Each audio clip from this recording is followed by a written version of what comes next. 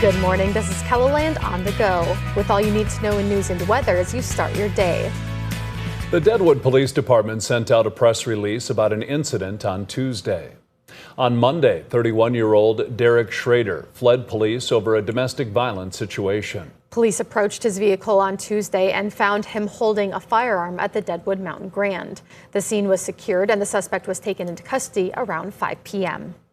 An Olivet, South Dakota man is dead following a crash north of town Monday night. Authorities say a car was heading north just after 6 o'clock when it slowed down to try and make a U-turn. A semi going the same direction tried to go around the car when they collided and went into the ditch. The 73-year-old driver of the car died from his injuries. The driver and passenger in the semi were not hurt. Construction on the intersection of Veterans and Arrowhead Parkway begins today. And while the project is a large one that will have a major traffic impact, it may be larger than you might expect in another way. It'll ultimately be 3 lanes in each direction at the intersection with dual left turn lanes and a right turn lane on each leg. So physically it'll be the largest intersection in the state, I believe, after it's all said and done. Portions of the intersection will be closed throughout the next year and into the fall of 2026. And major detours for the project will include Madison Street, 6 Mile Road, and 41st Street. You can learn more about the entire project in a Keloland.com original by Jacob Newton. Now let's get a check of our weather with meteorologist Scott Munn. Good morning, Scott. All right, good morning, Travis. Good morning, everybody. We are looking at a warm day today. Temperatures in the 60s and 70s for many locations. There could be a couple of us stuck in the 50s this afternoon with thick cloud cover and a chance at a couple of scattered showers in eastern and northeastern South Dakota. High of 56 in Watertown, 58 in Brookings, 57 in Marshall. We'll try to hit 65 in Sioux Falls. We'll be about 10 degrees warmer in Pierre at 75. 75 in Rapid City. More details on your forecast with Brian coming up. Thank you, Scott. Tax day is just a few weeks away, meaning local accountants are busy helping people file their returns. And sometimes filing just 1 year's worth of taxes can be stressful. So for people who have a backlog of unfiled taxes, there's a lot to go through. For those people who haven't filed prior year returns, the first thing to do is to gather all your information from all the years you haven't filed. Sometimes creating an account at irs.gov allows you to pull what IRS has for records, and then I guess it's a matter of whether you would like to prepare those returns yourself or bring them into a tax professional to have those returns prepared. Ness says there is a 3-year statute for claiming a tax refund. So that means if you are due a refund for withholding or estimated taxes, you must file your return to claim it within 3 years of the return due date. Any money you might have been eligible to claim beyond those 3 years will be kept by the government. March is Women's History Month, which means we are highlighting women each week as part of our Remarkable Women competition. Bonnie Boucher was a teacher for 16 years before she started the Read to Soar program.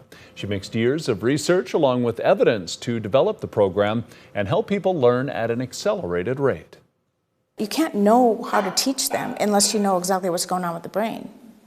So I continue to do the brain research because it's fascinating to me. Is if I know exactly where their brain is, the brain's going to move really quickly. For the program, Boucher took the 400 rules of the English language and condensed it down to 33 rules. Next Tuesday, we'll announce our 2 winners for this year's Remarkable Women contest. The mild start to spring has motorcyclists eager to get out on the road. This is a busy time of year at J&L Harley-Davidson as more customers come in looking to buy new or get their current bike into the shop for maintenance. I already have all my gear ready. I'm planning on getting it serviced and getting a new battery and just making sure people around Brookings especially are watching out for their bikes. And J&L is hosting a couple of events this weekend to celebrate the start of riding season. The monthly bike night takes place Friday night, followed by a Ready, Set, Ride event that will include a workshop on preparing your bike for the new season.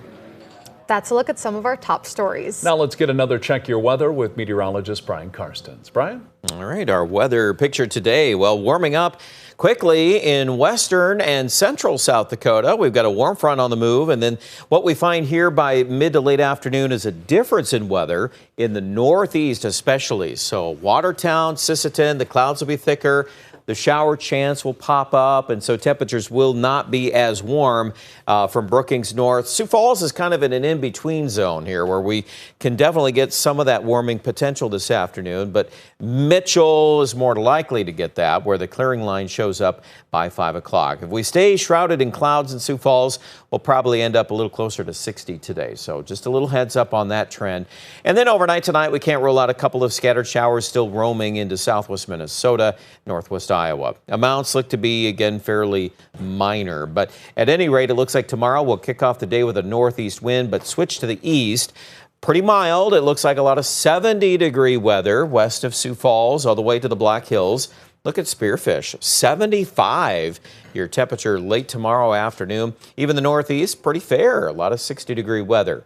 Friday, the big story here is the mild start and the record high potential in the southeast. Sioux Falls will be very close to tying a record. We're going to forecast 82, and that is the record that's in the books right now. Notice Mobridge, you're not as warm on Friday afternoon. You're in the 50s there, and we've got the battle of the air masses coming in here for the start of the weekend. That means showers and thunderstorms may sprout in the far southeast here Friday night. I'm more curious about Saturday and the onset of some rain, some embedded thunder. How far and how widespread does this actually get?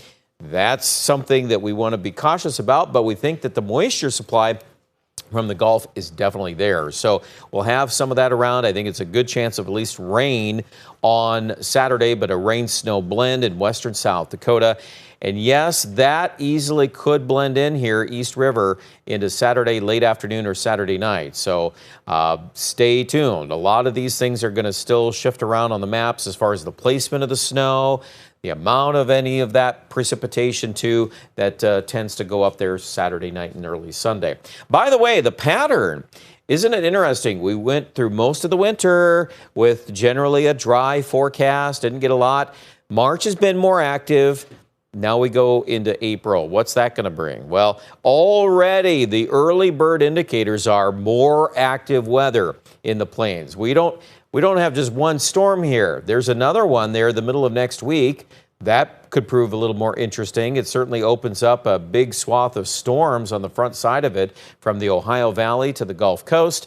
And here comes another one by about the 5th or 6th of April. So it should be getting your attention that things are kind of waking up here. The moisture supply, I'm very curious to see how the next couple of weeks will pan out. Could make some differences when it comes to the soil moisture deficits, but a lot of the particulars are yet to be determined. So as of right now, we're going to run with this first system this weekend. Let's see what this brings us. We've got an 80% chance of rain on Saturday. How much rain will, of course, depend on the placement of that band of wraparound around that low. But I think into Sunday, it's a fair shot at some rain and snow. Temperatures in Aberdeen will also cool off quite a bit. Let's keep in mind that the northern edge of this system still in place. So it's not a done deal that Aberdeen is going to pick up a lot of moisture out of this system. It's possible, but I would tend to hedge my bets a little south on based on the newest projections this morning. And that would also put Pierre kind of in the crosshairs too of some rain and snow potential Saturday, with the Black Hills also connecting to this system. And obviously, as we just showed you there's a decent amount accumulating snows in the Black Hills on Saturday. Stay with us. We'll have more details throughout the week. That is your forecast. More details at KELOLAND.com.